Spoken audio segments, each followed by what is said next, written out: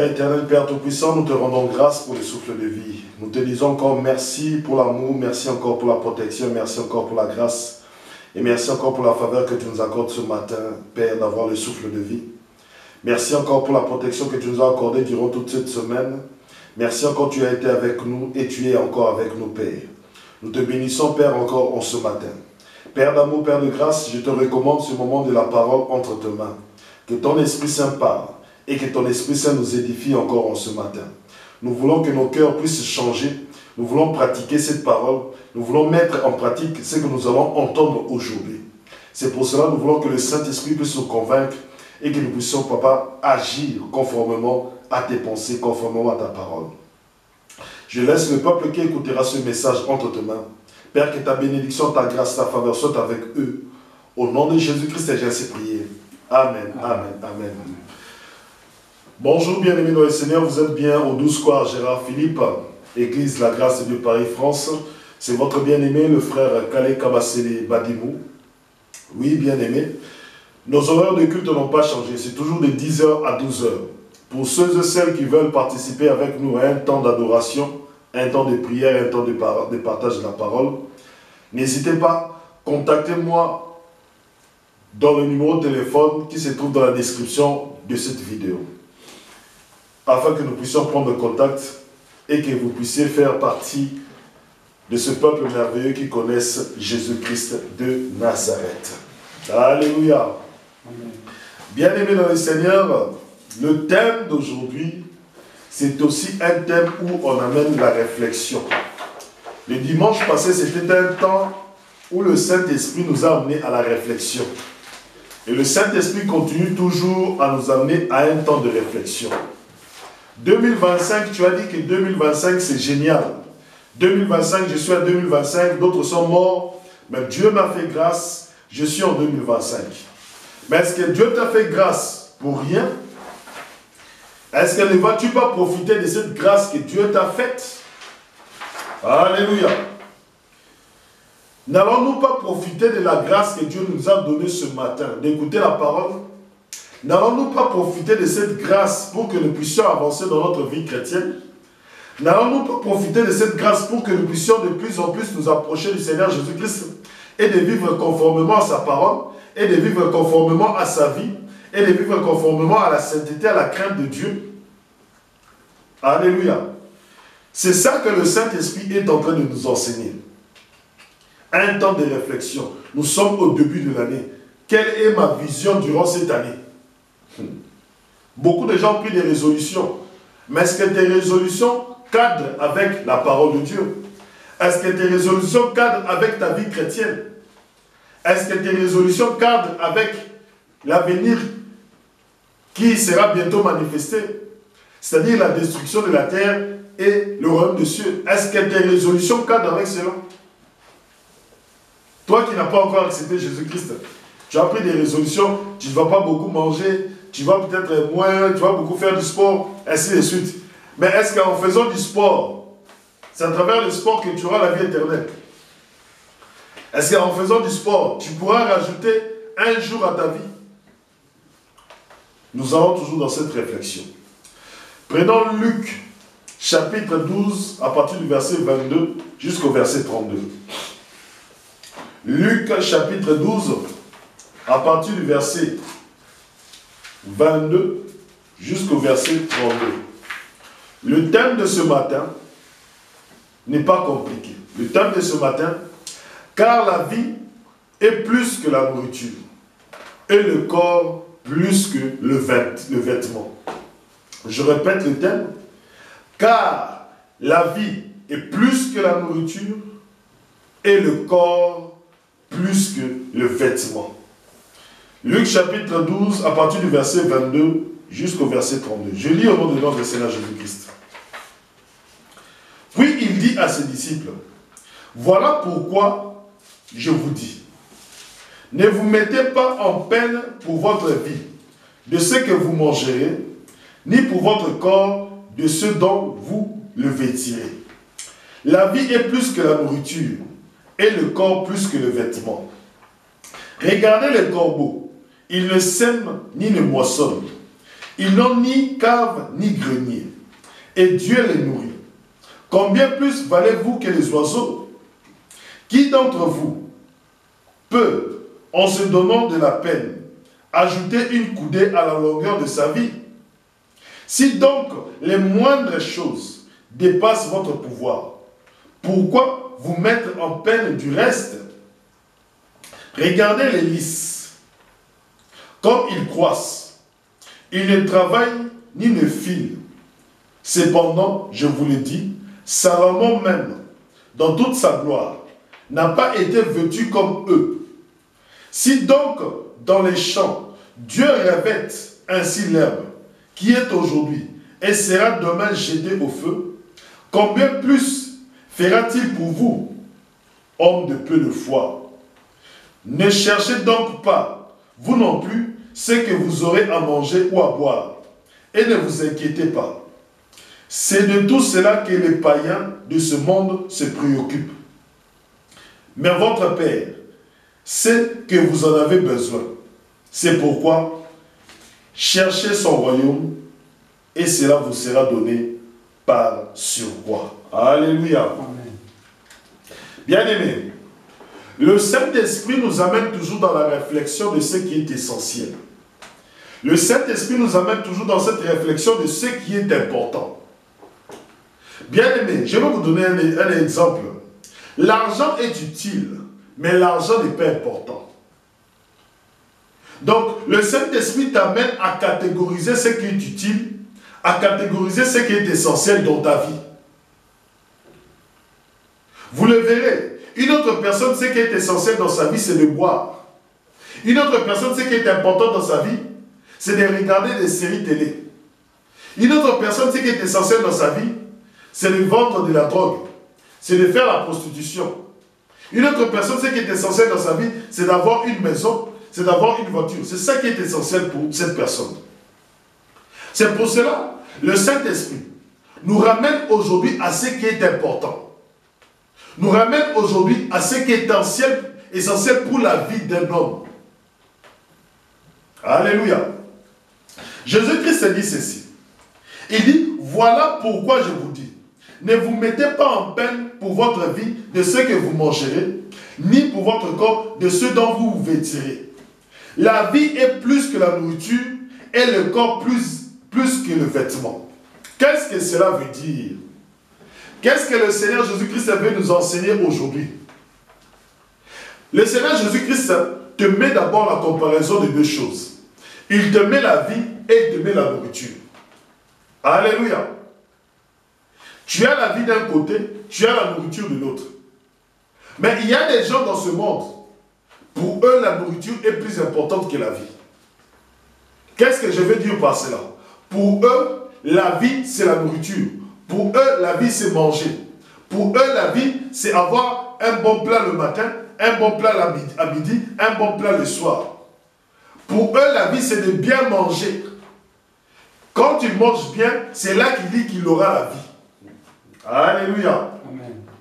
C'est là qu'il dit qu'il aura la vie.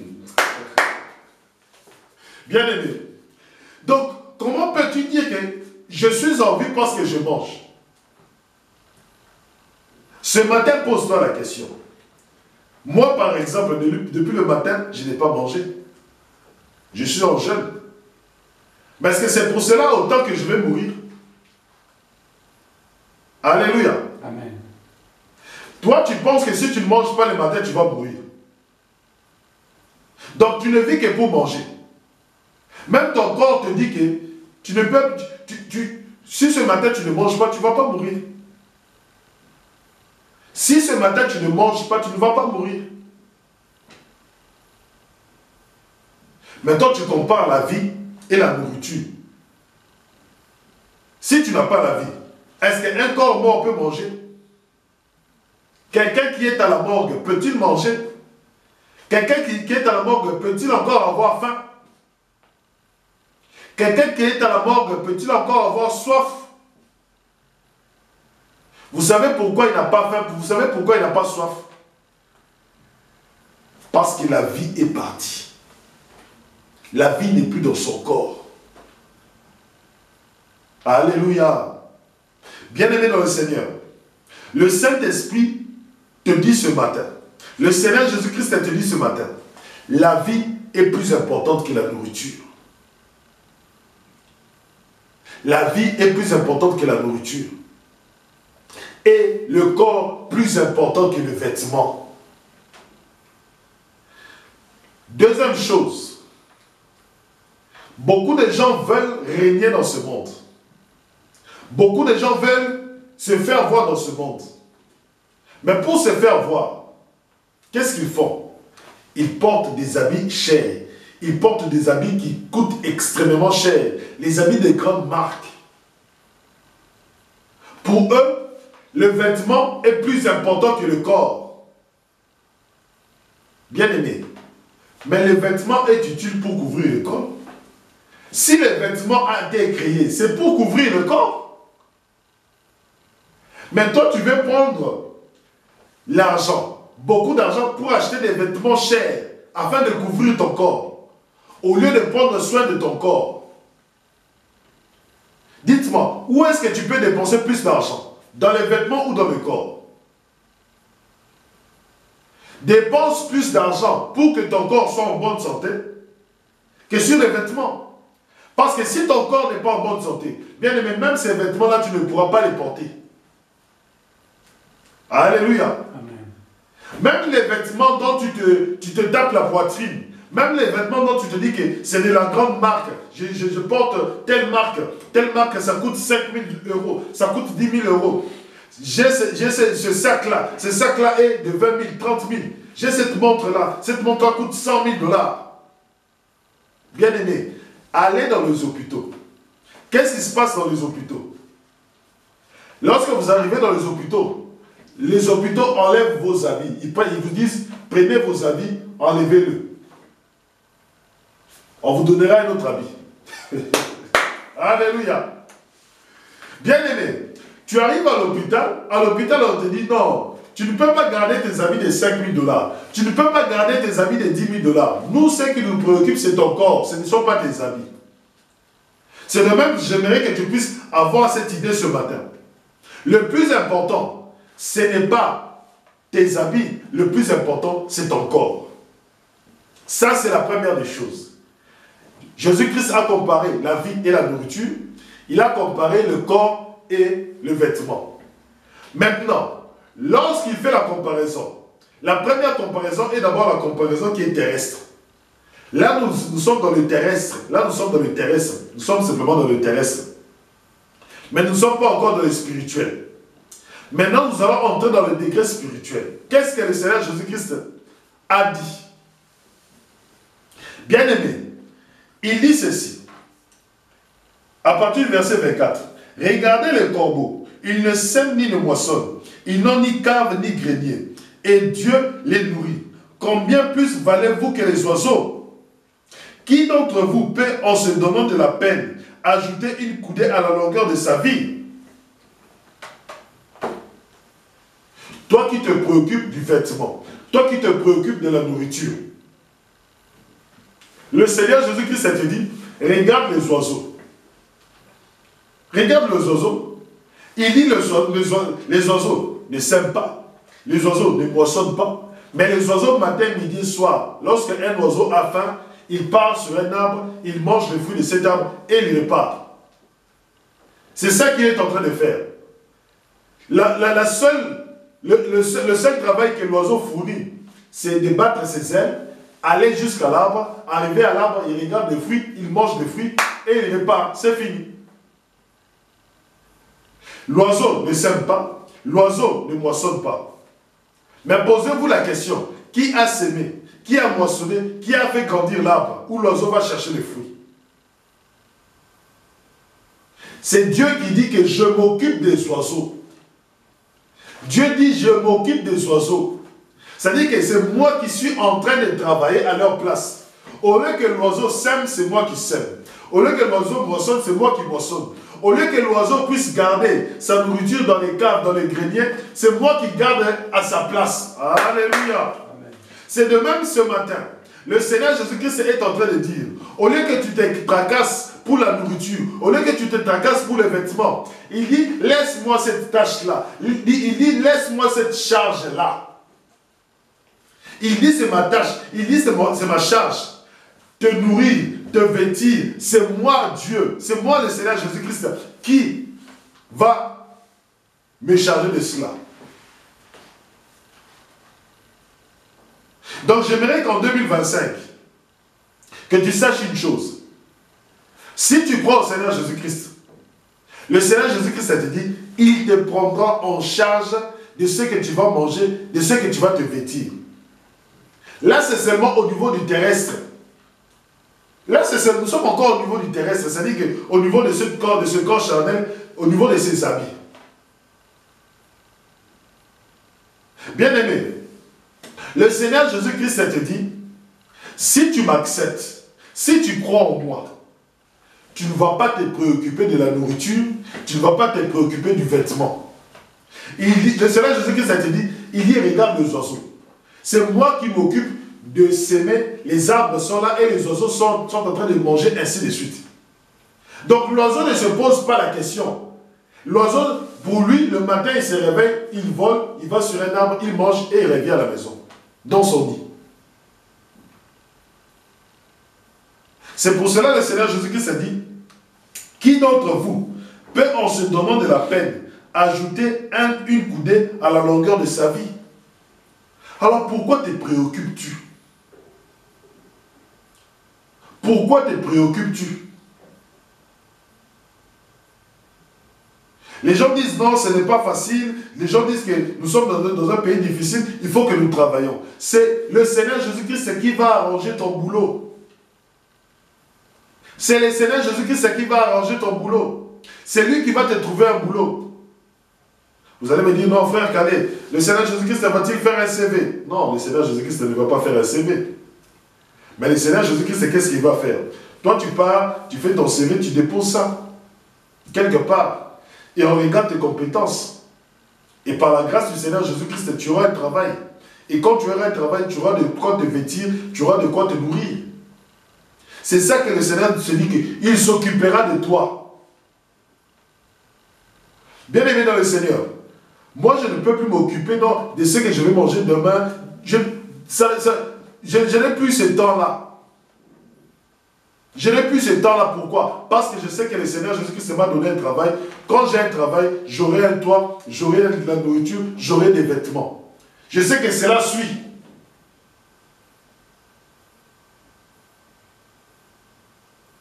Donc c'est pour cela que le Seigneur Jésus-Christ te dit, ne t'occupe pas de ce que tu vas manger, ne t'occupe pas de ce que tu vas porter, mais occupe-toi de ce qui est important, de ce qui est essentiel. De ta vie et de ton corps. De ta vie et de ton corps. Mais il y a autre chose que j'ai remarqué. Le Seigneur est celui qui partage. Le Seigneur n'est pas cupide. Le Seigneur ne garde pas la nature pour lui, non. Le Seigneur a donné la nature à l'homme. Le Seigneur a donné la terre à l'homme. Regardez, l'oiseau ne moissonne pas, l'oiseau ne sème pas, mais c'est Dieu qui sème, c'est Dieu qui moissonne. Mais l'oiseau vient profiter de ce que Dieu a fait. Bien-aimé, Dieu te montre qu'il faut partager. Quand Dieu te remplit d'abondance, quand Dieu te donne de l'abondance, bien-aimé, n'hésite pas, il faut que tu partages. Il faut qu'il y ait des gens qui puissent manger. Il faut qu'il y ait des gens qui puissent étudier à travers toi. Il faut qu'il y ait des gens qui puissent être soutenus à travers toi. Donc il faut que tu puisses partager ta richesse. Le partage. Dieu ne dit pas aux animaux, non, mes arbres, ce sont mes arbres, vous n'avez rien fait. C'est pour cela que vous n'allez pas manger. Non. Dieu donne. Dieu donne aux oiseaux, Dieu donne à la nature, Dieu donne aux animaux. Il leur donne tout. Les forêts, les arbres, il leur donne tout. Il dit, vivez. Même si c'est moi qui travaille à votre place, mais vivez. Dieu est une personne qui partage. Alors j'aimerais t'exhorter ce matin. Sois quelqu'un qui partage le peu que tu reçois. Sois quelqu'un qui partage le peu que tu as. Partage. Tu vas te dire, non, eux ils ne travaillent pas, mais c'est moi qui bosse à leur place. Bien aimé, Dieu bosse à ta place. Dieu bosse à ta place. La terre que tu vois là, elle fonctionne comment? Est-ce grâce à ton travail ou c'est Dieu qui fait fonctionner la terre? Le soleil sort. Quand tu vois le soleil, tu crois que c'est toi qui as fait sortir le soleil? Ou c'est Dieu qui a dit au soleil de sortir? La lune pareil, la pluie pareil, la neige pareil, le vent pareil. Est-ce toi qui travailles à la place de Dieu? Oh non, les autres ne travaillent pas, moi je ne vais pas les aider. Bien-aimé, partage. Aide les autres avec le peu que tu reçois de Dieu. Aide les autres. C'est ça aussi ce qui manifeste que Dieu t'amoure. C'est ça qui manifeste aussi que Dieu est bon. Le Seigneur Jésus-Christ a dit que Dieu a fait sortir le soleil pour les bons et pour les mauvais. Alléluia. Amen. Mon frère, Dieu a fait sortir le soleil pour les bons et pour les mauvais. Donc, lui, il est bon. Il est bon. Mais maintenant, toi, tu as quelque chose. Tu te dis que lui, il est mauvais parce qu'il ne travaille pas. Lui, il est mauvais parce qu'il est fainéant. Lui, il est mauvais. Tu parles. Mais est-ce que Dieu, lorsque le soleil sort, il dit, non, ce soleil-là est sorti seulement pour ceux qui sont bons. Pour ceux qui sont mauvais, le soleil ne sortira pas. Non, Dieu ne fait pas cette distinction. Dieu montre aux méchants que je suis amour. Dieu montre aux méchants que je suis bon comment? En faisant le soleil, en faisant sortir le soleil, en lui donnant la vie.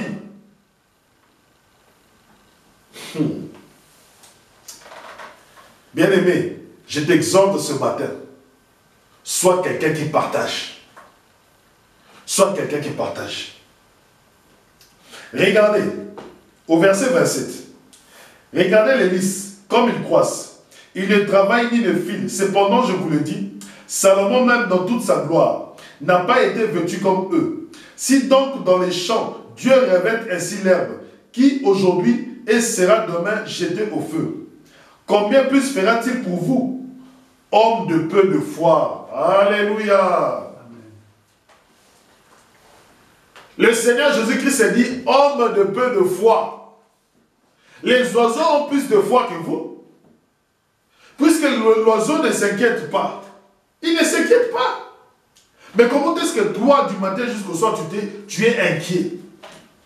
Comment est-ce que du matin jusqu'au soir, toi, tu t'inquiètes de ce que tu vas manger, de ce que tu vas te vêtir, de ce que tu seras demain? Les oiseaux, les animaux ne s'inquiètent pas de ce qu'ils vont manger.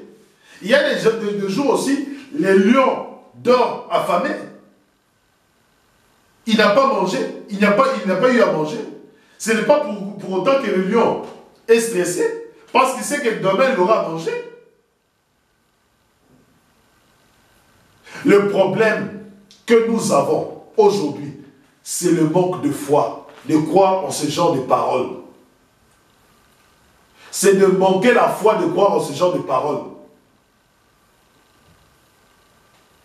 Bien-aimé, quand tu crois que le Seigneur Jésus-Christ pourvoira tes besoins, tu vas dormir dans la paix, même si tu n'as pas mangé. Alléluia. Amen. Je répète, même si tu n'as pas mangé, tu vas dormir dans la paix.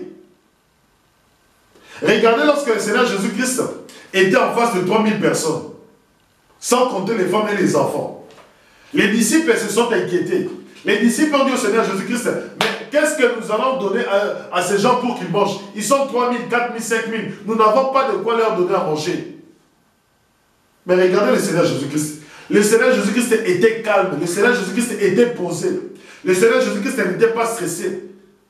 Pourquoi? Parce qu'il savait que c'est lui qui l'a envoyé. Le Père Tout-Puissant, c'est lui qui l'a envoyé. Pour voir à ses besoins. Il leur a demandé, vous avez quoi? Nous avons du pain et 2 poissons. Il a dit, ramenez ces pains et ces 2 poissons. pour montrer la foi qu'il avait en Dieu. Il a juste prié. Alléluia. Le Seigneur Jésus-Christ a juste prié. Il a rendu grâce à Dieu. Il a dit, Père, je te rends grâce pour ce repas. Bon, vous pouvez manger. Il a juste rendu grâce. C'est pour cela, bien aimé, quand tu veux manger, avant de manger, rends seulement grâce à Dieu. Et quand tu rends grâce à Dieu, tu verras que la nourriture va se multiplier. Tu verras que tu ne manqueras de rien. Tu ne manqueras pas à manger. L'apôtre Paul insiste que lorsque vous mangez, vous devez toujours rendre grâce à Dieu. Parce que le Seigneur Jésus-Christ lui-même, avant de manger, il rendait grâce à Dieu. Parce que celui qui rend grâce à Dieu, de ce qu'il mange, Dieu demain va encore lui rajouter. Il rend encore grâce à Dieu, il va encore le rajouter. Ainsi de suite. Ça, ce sont des petites techniques qu'il faut comprendre, qu'il faut saisir de la vie de Jésus-Christ. Comment se fait-il qu'une personne a juste rendu grâce à Dieu, mais le pain commence à se multiplier, les poissons commencent à se multiplier? C'est de même dans ta vie. Si tu rends seulement grâce à Dieu, avec le pain qu'il te donne, tu mets sur la table, même si tu n'as qu'un seul pain, même si tu n'as qu'une seule baguette, que ce jour-là que tu n'as reçu qu'une seule baguette, avoir une seule baguette pour manger de la journée, prends seulement cette baguette, tu le mets sur la table. Tu lui dis, Seigneur, Jésus-Christ, je te rends grâce parce que j'ai eu seulement cette baguette. Tu m'as seulement donné cette baguette aujourd'hui. Aujourd'hui, peut-être nous sommes le 9, le 12 janvier. Le 12 janvier, toute la journée, tu ne m'as donné qu'une baguette. Seigneur, je te rends grâce parce que tu m'as donné cette baguette. Cette baguette est suffisante pour moi pour cette journée. Tu coupes la baguette, tu rends grâce, tu manges. Et tu verras demain, le Seigneur Jésus-Christ va te donner une baguette. Tu verras demain, le Seigneur Jésus-Christ va te rajouter un poisson. Tu verras le lendemain, le Seigneur Jésus-Christ va te rajouter de la viande, des légumes, ainsi de suite. Alléluia. C'est ça. C'est ça que vous ne comprenez pas. Regardez, la manne dans le désert. La manne était là chaque jour, chaque jour, chaque jour, chaque jour, chaque jour. Alors si Dieu s'est occupé de son peuple dans le désert où il n'y a pas d'arbre, dans le désert où il n'y a pas d'eau, mais il s'est occupé d'eux. Alors même si dans le pays où tu vis, les conditions sont compliquées, les conditions sont difficiles, où il y a la pauvreté, il y a la misère, sache une chose, que même dans le désert, même dans les mauvaises conditions, Dieu va faire quelque chose pour toi. Alléluia. Je dis bien, quelles que soient les conditions, que ce soit dans le désert, que ce soit dans le chaos, quelle que soit la situation, Dieu va s'occuper de toi. Et seulement la foi. Écoutez, nous continuons. Si donc dans les champs, Dieu revêt ainsi l'herbe, et qui est aujourd'hui, et sera demain jeté au feu, combien plus fera-t-il pour vous, hommes de peu de foi? Ne cherchez donc pas, vous non plus, ce que vous aurez à manger ou à boire. Ne vous inquiétez pas. C'est de tout cela que les païens de ce monde se préoccupent. Mais vous, votre Père, sait que vous en avez besoin. C'est pourquoi cherchez son royaume et cela vous sera donné par surcroît. Ce sont les païens qui se préoccupent de ces choses-là. Alléluia. Ce sont les païens. Bien aimé, c'est pour cela un chrétien, même s'il fait 2 jours, 3 jours, il n'a pas mangé, il garde la foi. Il garde la foi. Il dit que tôt ou tard, le Seigneur s'occupera de moi. Le Seigneur s'occupera de moi. Je suis en train de chercher à manger. Je ne trouve pas encore à manger. Je sais que même si aujourd'hui je ne trouve pas à manger, demain je ne trouve pas à manger, 3e jour je ne trouve pas à manger, mais le 4e jour, je sais que le Seigneur fera, je trouverai à manger. Il dit ceci, il dit ce sont les païens qui se préoccupent de cela, de manger, de boire. Ça, ce sont les caractéristiques des païens. Les païens s'occupent du manger et de boire. Allons maintenant dans Matthieu chapitre 24 au verset 37. Matthieu chapitre 24 au verset 37. Matthieu chapitre 24 au verset 37. Oui, c'est ça. Vous qui doutez de ce que le Seigneur dit. Verset 37. Tels furent les jours de Noé. Tel sera l'avènement du Fils de l'homme. Comme en effet, dans les derniers jours, avant le déluge, les hommes mangeaient et buvaient, prenaient femme ou mari, jusqu'au jour où Noé entra dans l'arche, ne se doutant de rien, ne se doutant de rien, jusqu'à la venue du déluge qui les emporta tous. Ainsi en sera-t-il de l'avènement du Fils de l'homme. Attendez, je vais prendre une autre version. Matthieu chapitre 24, verset 37.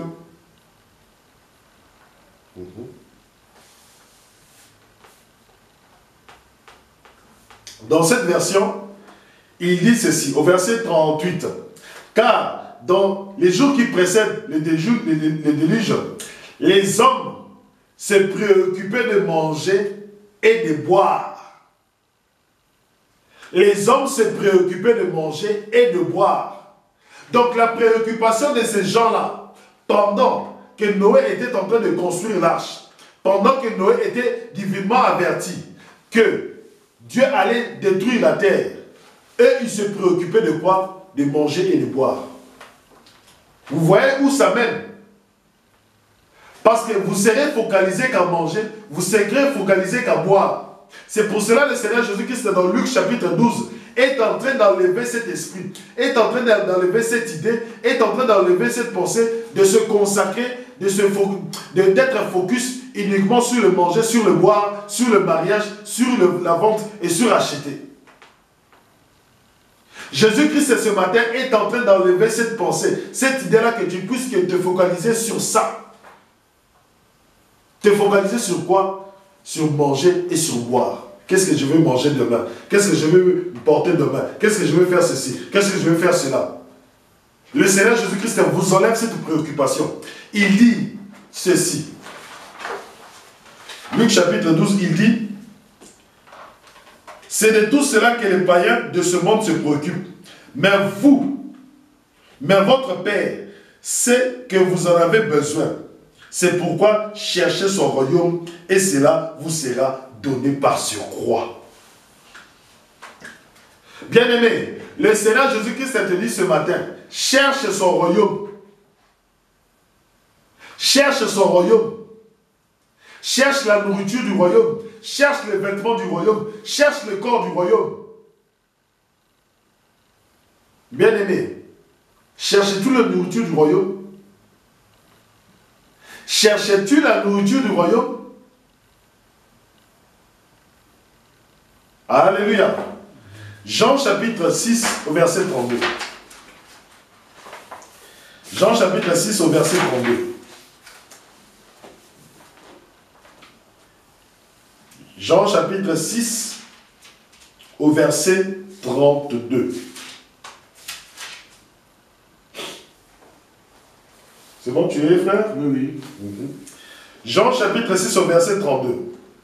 Jésus leur répondit: oui, vraiment, je vous l'affirme, Moïse ne vous a pas donné le pain du ciel, mais c'est mon Père qui vous donne le vrai pain du ciel. Car le pain de Dieu, c'est celui qui descend du ciel et donne la vie au monde. Alléluia. Ils lui dirent donc: Seigneur, donne-nous toujours de ce pain-là.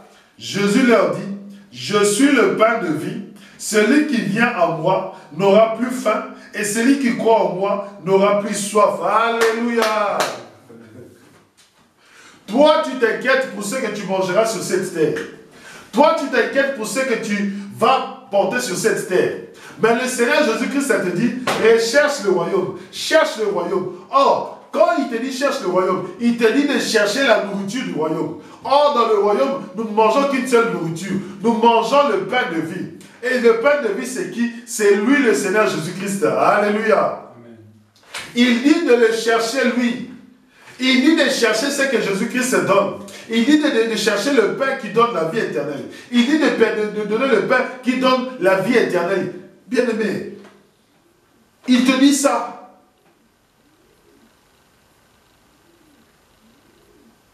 Non, moi tel que je suis là, vous priez tout le temps, vous faites ceci, moi je cherche l'argent pour acheter à manger, je cherche l'argent pour acheter une maison.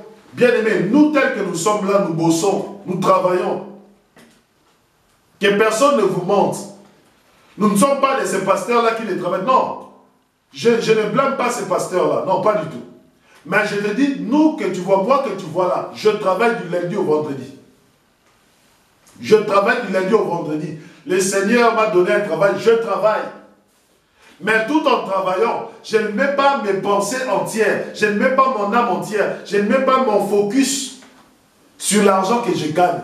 Mais le Seigneur Jésus-Christ me dit ce matin, il me dit, frère Calais, mets ton focus à chercher le pain de vie. Mets ton focus à chercher le pain qui donne la vie éternelle.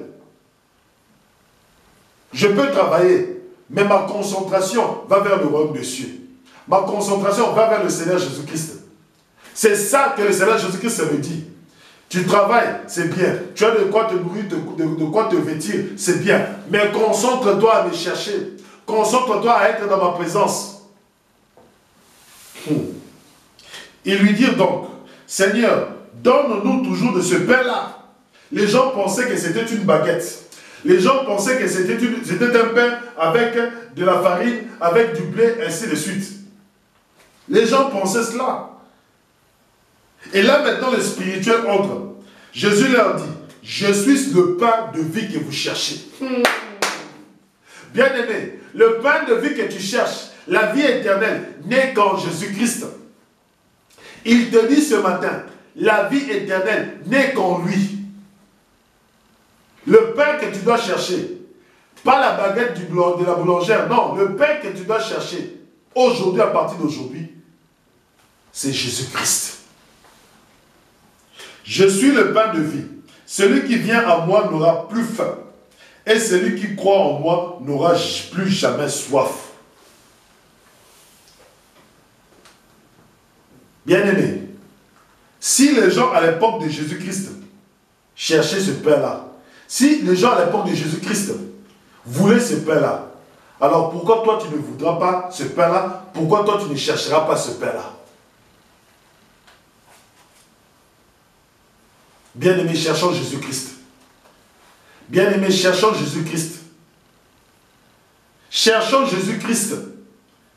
Toi, tu cherches à être célèbre. Toi, tu cherches à ce que les gens puissent savoir que tu as un appartement, tu as une maison, tu as une femme, tu as des enfants, tu as une voiture, tu as de beaux amis. Toi, tu cherches à ce que les gens te connaissent dans ce sens-là. Mais nous te disons ce matin, ne cherche pas à ce que les gens te connaissent, mais cherche à ce que Jésus-Christ te connaisse. Cherche à ce que tu t'approches de Jésus-Christ. C'est ça le plus important. Car le corps que tu vois là partira. Le corps que tu vois là redeviendra poussière. Alors c'est le temps, c'est le moment de chercher le pain de vie qui te donnera la vie éternelle. Cette vie ici est éphémère. Cette vie ici est passagère. Mais recherche une vie qui est éternelle. Alléluia. Prenons 1 Corinthiens chapitre 15.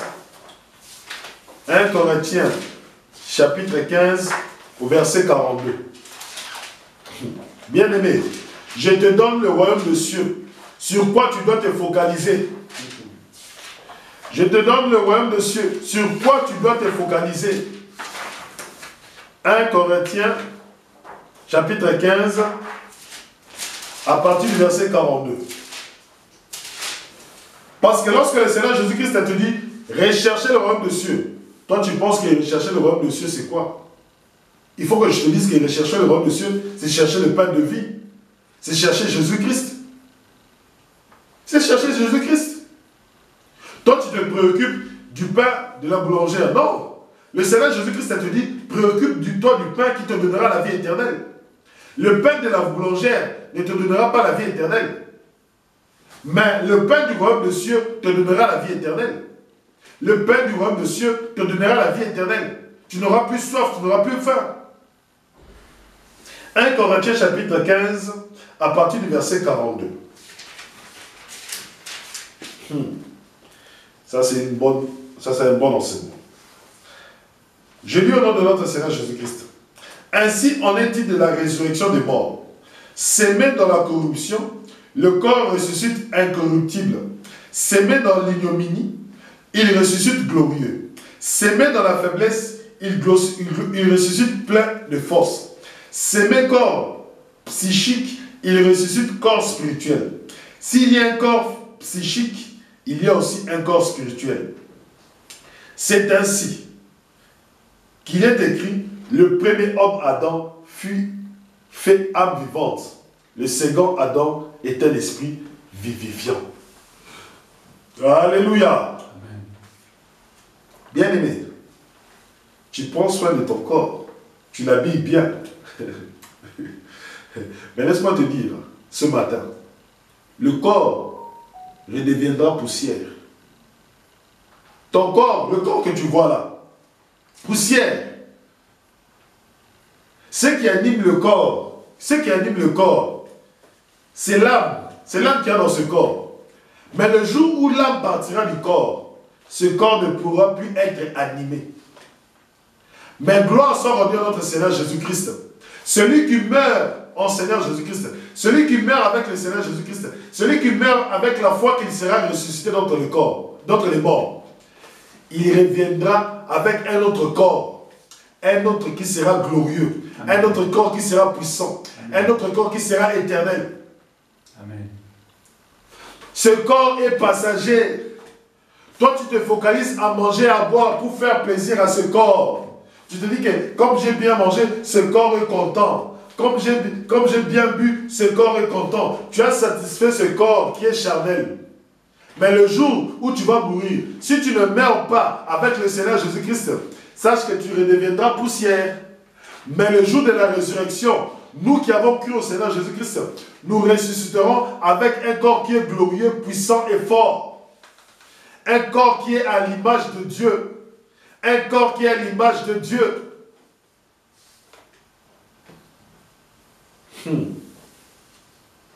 Bien-aimé,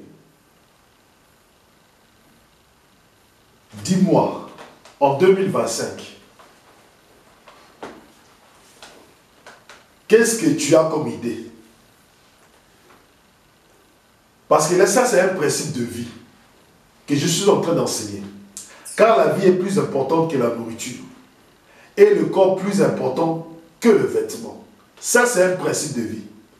N'as-tu pas remarqué que les gens qui sont riches, regarde tous ceux qui sont riches, tous les riches que tu connaisses, ils s'habillent simplement. C'est-à-dire qu'ils ne cherchent pas à porter des grandes marques de vêtements. Ils cherchent à porter des habits qui sont simples. Tu le verras en cours de route avec un habit simple. Mais toi qui n'es pas riche, pose-toi la question, pourquoi toi, tu veux seulement porter des habits de grandes marques? Mais tu n'es pas riche. Je te laisse cette réflexion. Il faut que tu réfléchisses. 2 Pierre, chapitre 2, à partir du verset 7. On va finir par cela. 2 Pierre,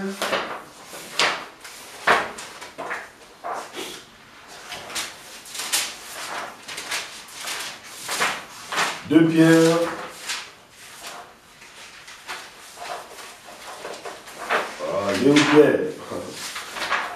Deuxième épître de Pierre, chapitre 2, au verset 7. Je lis au nom de notre Seigneur Jésus-Christ. S'il a délivré le juste Lot, révolté par le mœurs des débauchés de ces gens pervers, pendant la vie de Lot, Lot a regardé comment les gens de Sodome et Gomorrhe vivaient. Il ne pensait qu'à manger, il ne pensait qu'à boire, il ne pensait qu'à la débauche, il ne pensait qu'à la perversité. Il n'y avait que ça qu'il y avait dans leur tête. Il n'y avait que ça qu'il y avait dans leur pensée. Lot était là, révolté. C'est comme nous aussi, nous sommes révoltés de ce que nous voyons dans le monde. Comment est-ce que les gens sont cupides? Comment les gens sont prêts à tuer pour de la nourriture? Comment est-ce que les gens sont en train de tuer les autres pour qu'eux ils puissent vivre? Tu crois que vendre de la drogue, c'est tuer l'autre? Parce qu'il peut faire une overdose. Et quand il fait l'overdose, il va mourir. Et quand il mourra, toi tu as ton argent, mais lui il meurt. Vous savez combien les âmes partent gratuitement à cause des overdoses, à cause de la drogue?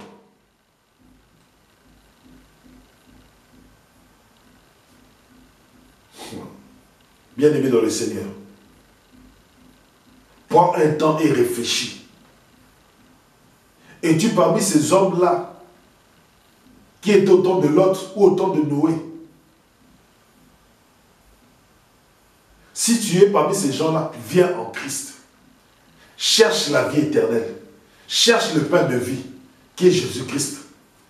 Même si aujourd'hui tu meurs en Christ, sache que le jour de la résurrection, tu n'auras pas ce corps de péché, mais tu auras un corps qui est glorifié, un corps qui est puissant, un corps qui est glorieux, un corps qui ressemble à l'image de Dieu. Alors viens en Christ. Viens en Christ. Prions. Père, nous te rendons grâce pour cette parole. Nous te disons merci, car tu nous donnes toujours un temps de réflexion. Tu nous donnes toujours la direction à prendre. Et le chemin à prendre, c'est qui? C'est Jésus-Christ. Tu nous amènes toujours vers Christ, parce qu'il est le pain de vie, parce qu'il est l'eau qui donne la vie éternelle. Merci encore pour cette belle parole. Nous allons mettre notre intelligence, notre sagesse à te chercher, à chercher Jésus-Christ, à chercher le royaume. Parce que dans le royaume, il y a la guérison, il y a la puissance. Nous savons que dans le royaume, il y a tout. Tout ce dont nous avons besoin pour que nous puissions te plaire, Père. Pour que nous puissions vivre dans la crainte de Dieu. Pour que nous puissions vivre dans la sainteté. Pour que nous puissions vivre dans l'obéissance. Merci pour cette belle parole. Esprit Saint, donne-nous la force de pratiquer cette parole. Car cette parole, nous devons la mettre en pratique afin que le monde sache que Dieu nous aime et que Dieu nous a aimés. Nous bénissons ceux qui ont suivi cette parole. Au nom de Jésus-Christ, j'ai ainsi prié. Amen. Amen. Bien-aimés dans le Seigneur, je vous dis à dimanche prochain. Que Dieu vous garde. Vous êtes bien à l'église La Grâce de Dieu Paris France. Soyez bénis et je vous dis à dimanche prochain. Sois béni mon frère. Sois béni mon frère. Que la parole de Dieu soit glorifiée.